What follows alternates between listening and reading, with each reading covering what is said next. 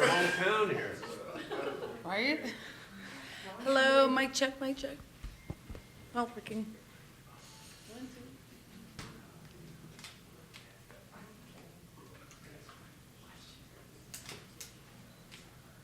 Quiet on the set over there. Jeez, nobody get, listen. Quiet on the set, brother. He's a bad boy. That's how I talk to my dog. Everyone good? Good? Yes. So what, I guess, let's talk about moving to Vegas and kind of what triggered that and why you think it's a good idea for your career. Well, there's a lot of things. Well, first of all, my move to Vegas, happened rather fast.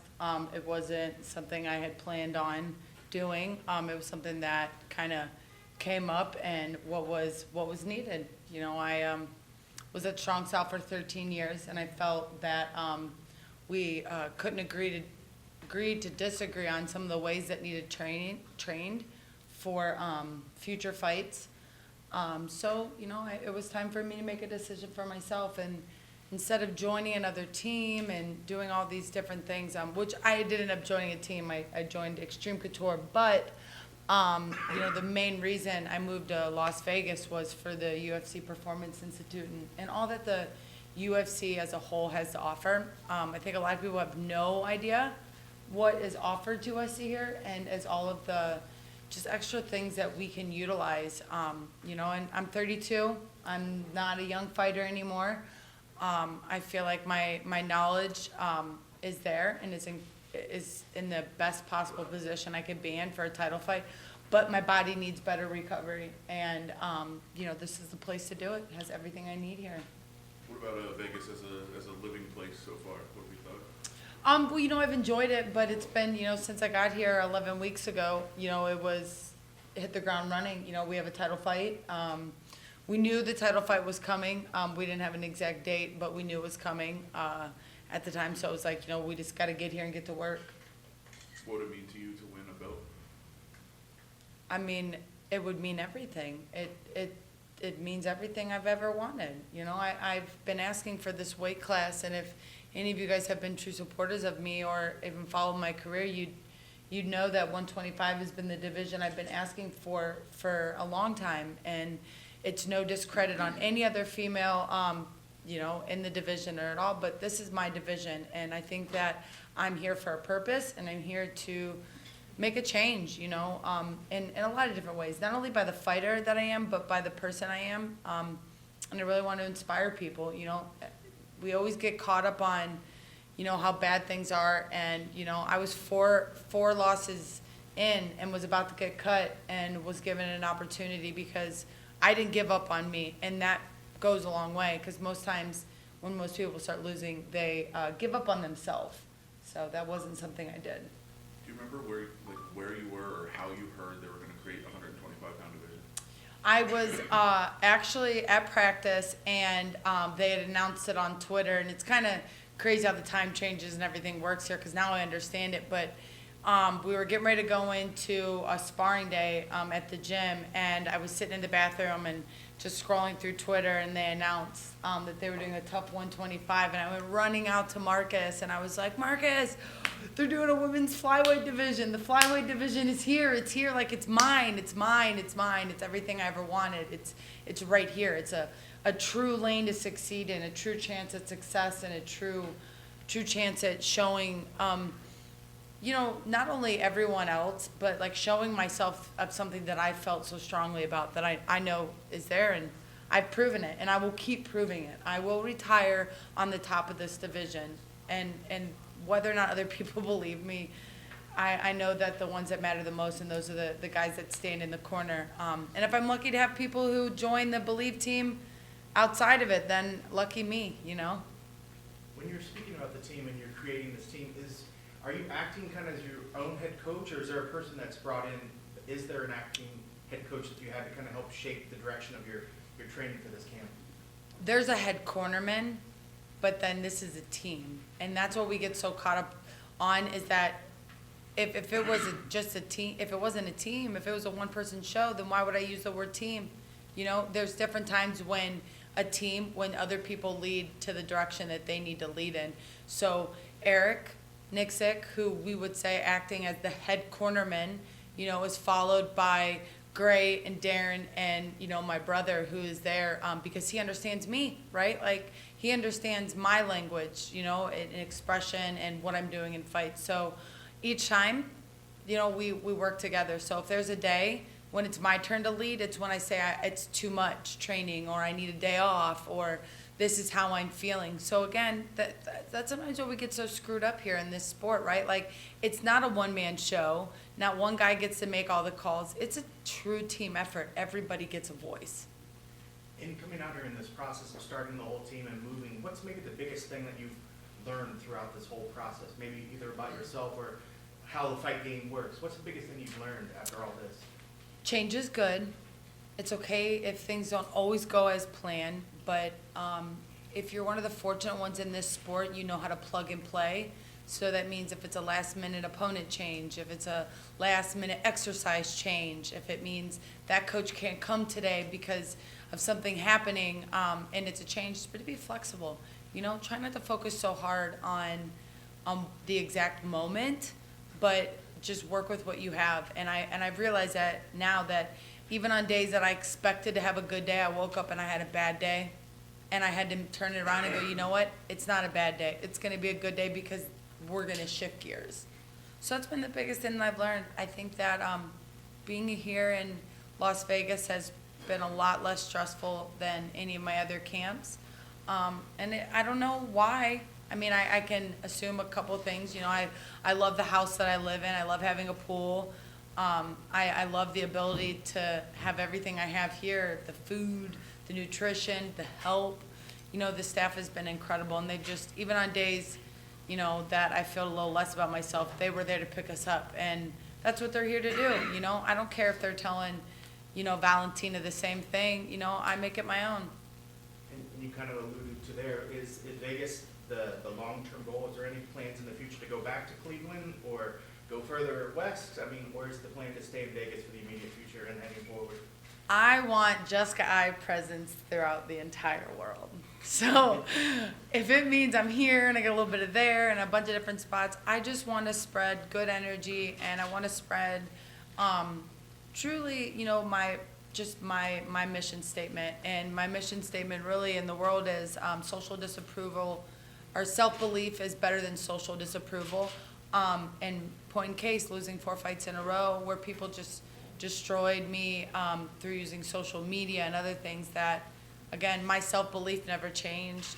There was self-doubt, but the self-belief in me never changed, and I want to keep adding that. So if I'm able to go back to Cleveland, bring him a belt, show him what's up, bring it back to Vegas because this is where the belt lives, and then to be able to take it places that maybe a UFC belt could never be or has never went, I'd love to go there and show people that opportunity.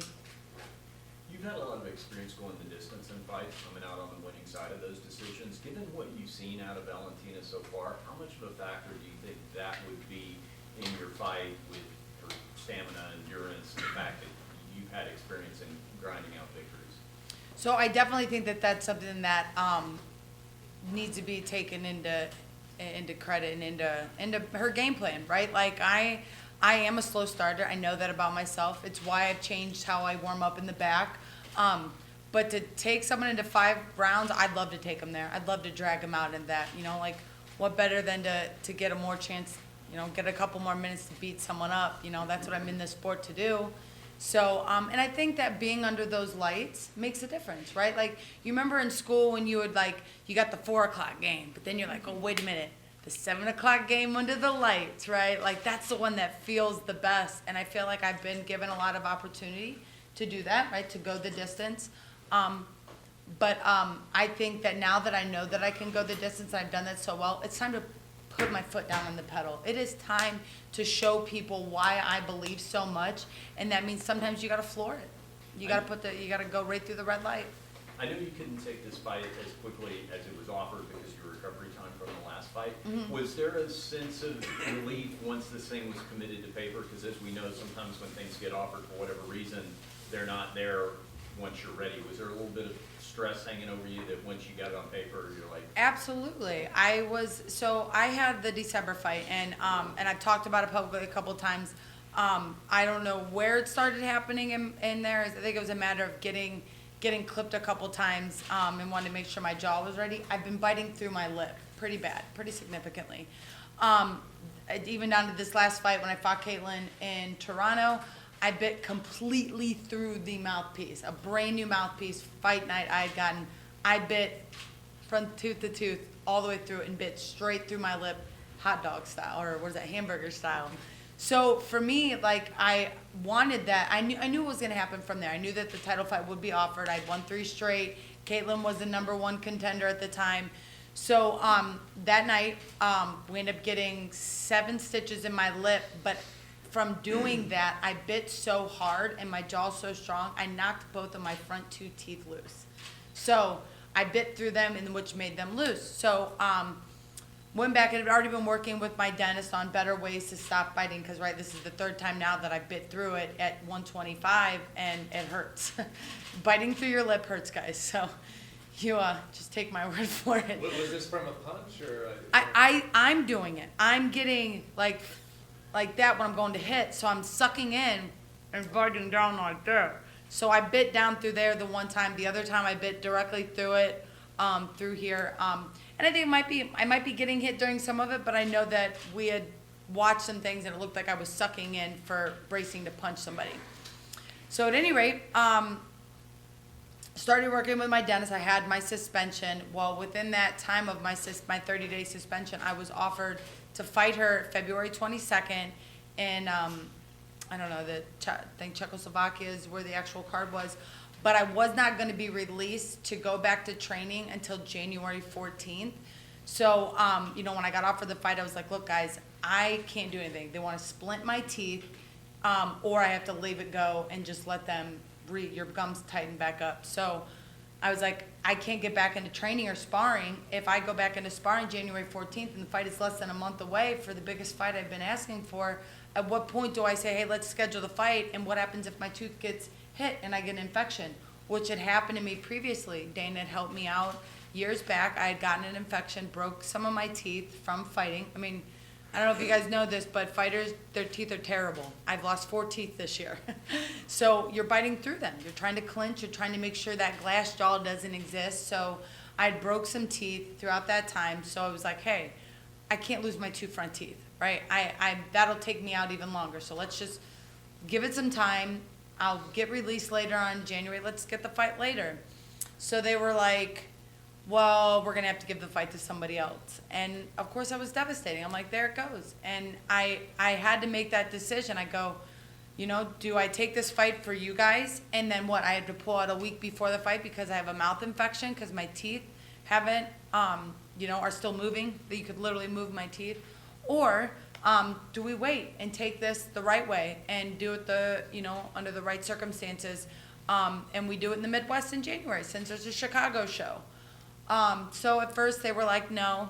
A couple of days went by, and I was just an emotional wreck. I mean, it was pretty devastating, right? Like, you're finally given that call. You finally hear it, like, vocalized, right? And then now it's not going to happen. So I ended up calling Mick, and I was like, hey, Mick, I just want to say, thank you. Please let me know. I'd love to have the winner. I'll gladly wait. If it means I have to wait a little bit longer, I'll wait for the winner of whoever you decide to schedule Valentina against. And he's like, yeah, we got a replacement. I was like, wow, that really sucks. And he's like, no, we got a replacement for the entire card. You're good. I'm like, I'm good? Huh, okay then, fine, great. So that was when it was like a waiting game on like when the fight was going to be scheduled next. So at that point, they basically let me know, hey, it's going to be you still. You're still getting the title shot. It's just a matter of when. And you're 3-0 since going flyweight. Other than that being your natural weight class, can you give us an idea of the day-to-day difference for you of being at 125 in terms of preparation, training? What's different than it was day-to-day when you were having to fight at heavyweight? At bantamweight, like, I just didn't have to do as much, right? Like, I didn't have to worry about the food, and I didn't have to, it was like constantly, my best analogy is like, okay, you have a glass of water, and this glass of water is always supposed to be half full, right? Just because it's how the glass is, you're seeing. So you got this half full glass. When I'm at bantamweight, I'm just constantly filling it up. Oh, it's getting close, better drink a little bit, filling it up, drink a little bit to fill it back up. that I never really cared as much, right? As long as the glass wasn't tipping over and spilling over, but then there was all these excess things. Start putting on more weight. My mechanics started to change in my fights and my fight style. I was a little bit slower. I wasn't as fast, and I just kind of let myself just go in a way. And then there was a lot of emotional things going on. You know, I was dealing with some things with my father and my family, and just maybe not making the best out of camp and out of cage decisions for myself emotionally. So when the division, you know, after I'd taken some time off, after my loss against Betch Kohea in Cleveland, I started taking some time off.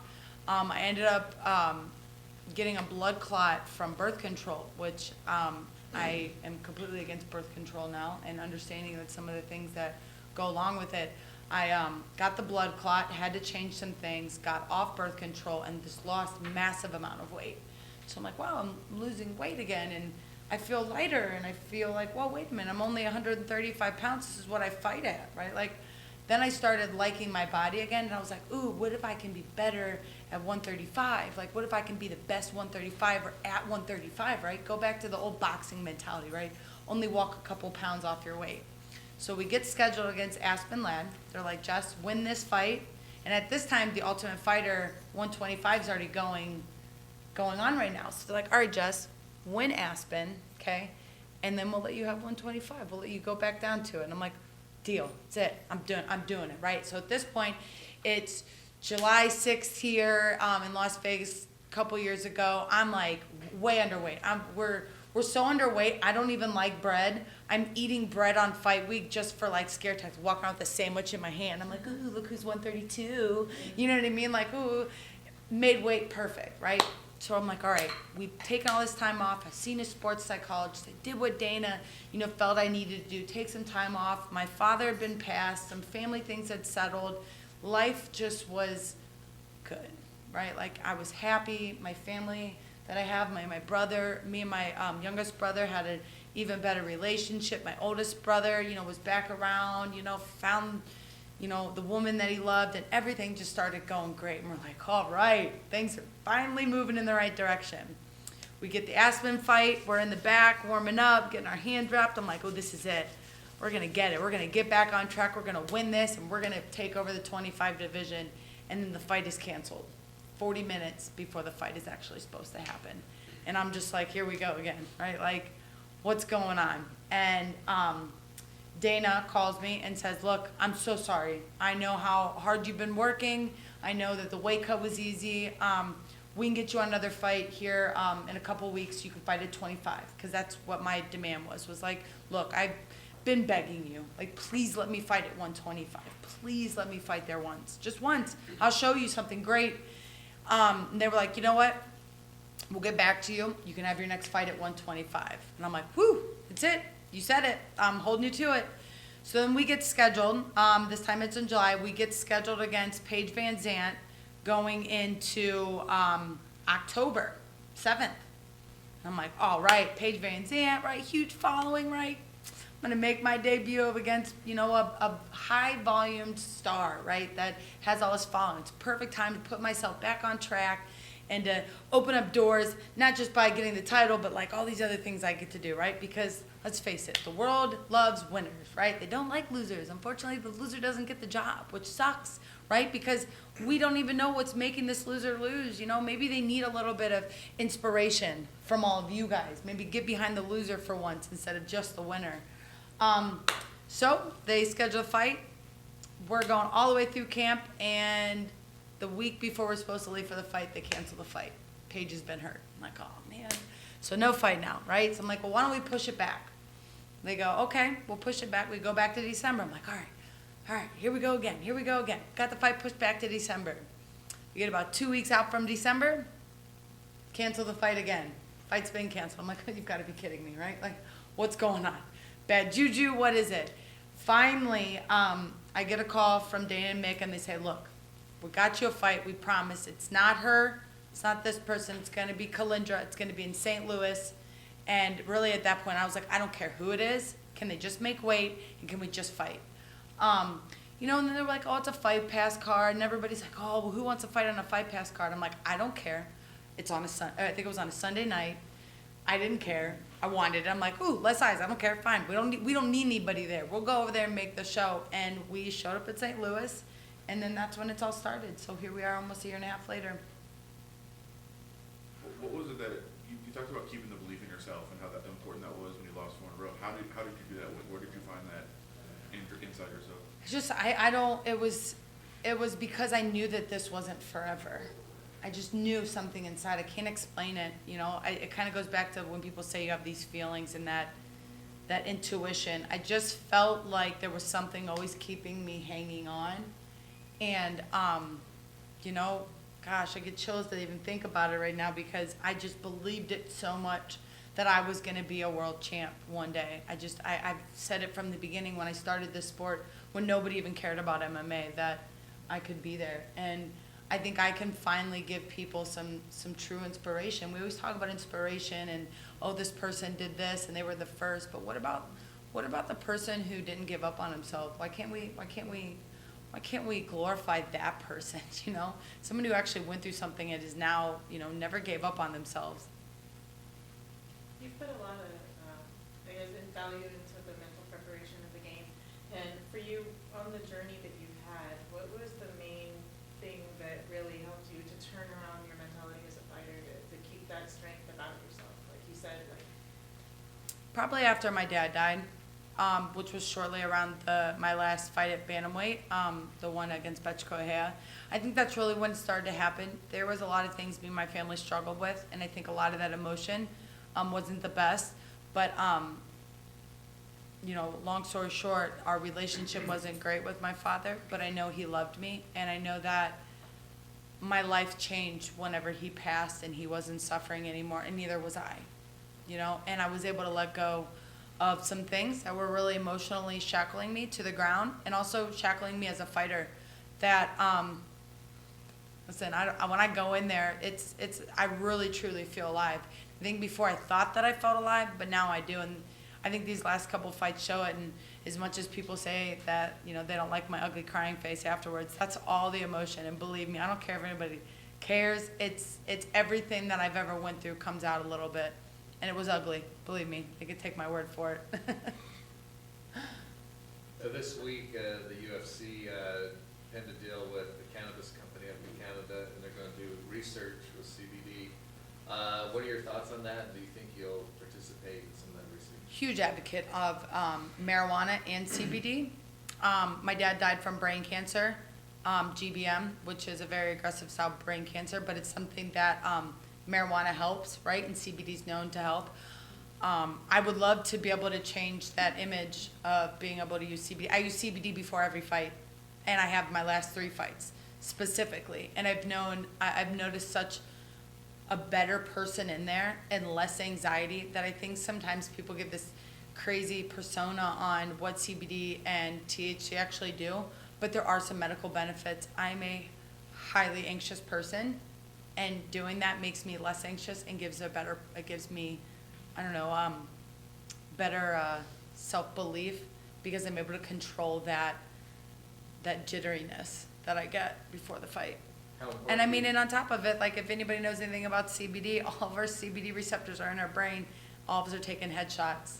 How important do you think it'll be to actually do more research? How, you know, for the use of that? Well, the more research we have, the more that the mass, you know, world believes. You know, like I know what I know because I research it, right? And I spend the time doing that. But I mean, let's face it, the average world is not going to sit around and spend an hour to research something on their phone about something they don't even know about, right? And until it applies them, until they have a traumatic brain injury, right? Then they're going to realize, like, oh, wait a minute, what outside of big pharma can I do to help myself, right? Like, what else can I do that is going to naturally help the body? There was a tweet, I think you mentioned about some video that Valentina posted, and she was kind of like putting like more fast shoes.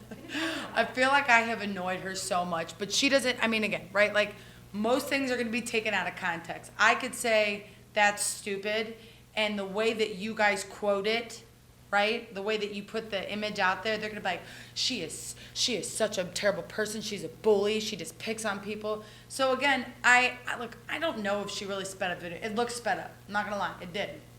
I seen a video where she was working out here, and other people had tagged me in it, and you know, because the internet trolls, like, Valentina's have to tag me something in her IG for someone not to tag me in it, to be scrolling through the internet and it comes up and we see it.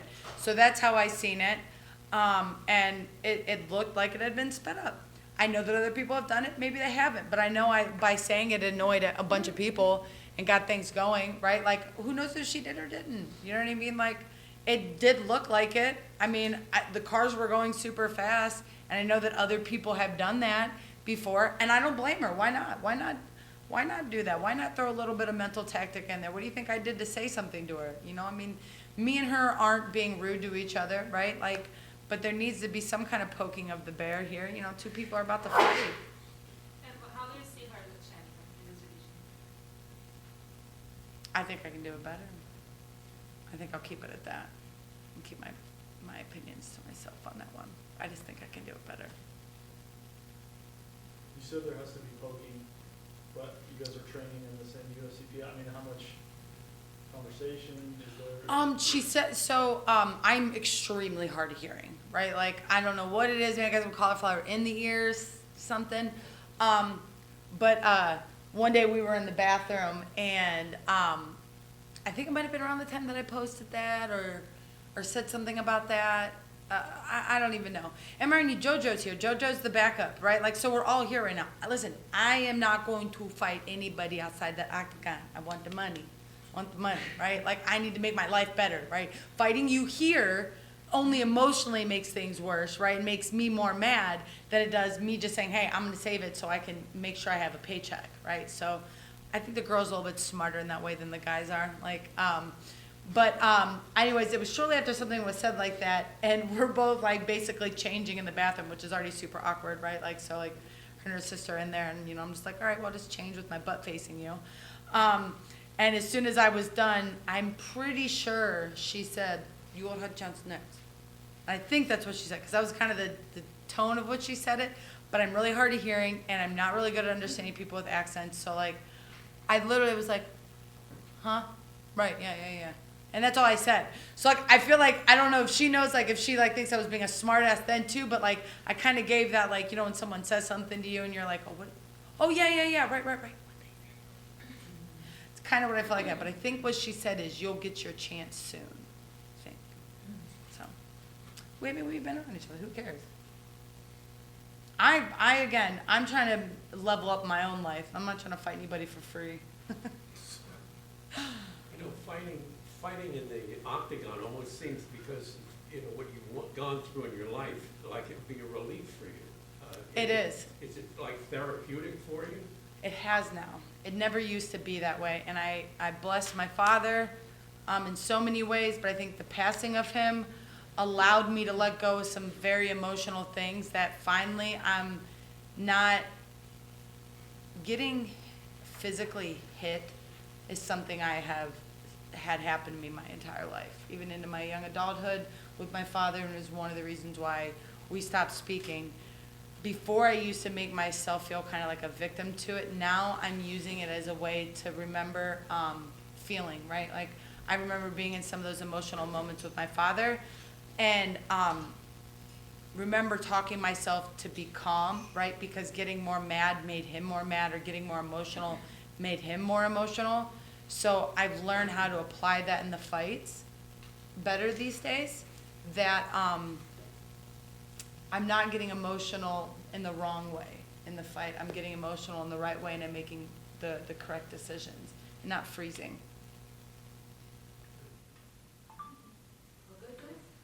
Thank you. Are we good? Thanks. Woo. I would drop the mic, but I don't want to kick your stand over or anything right now.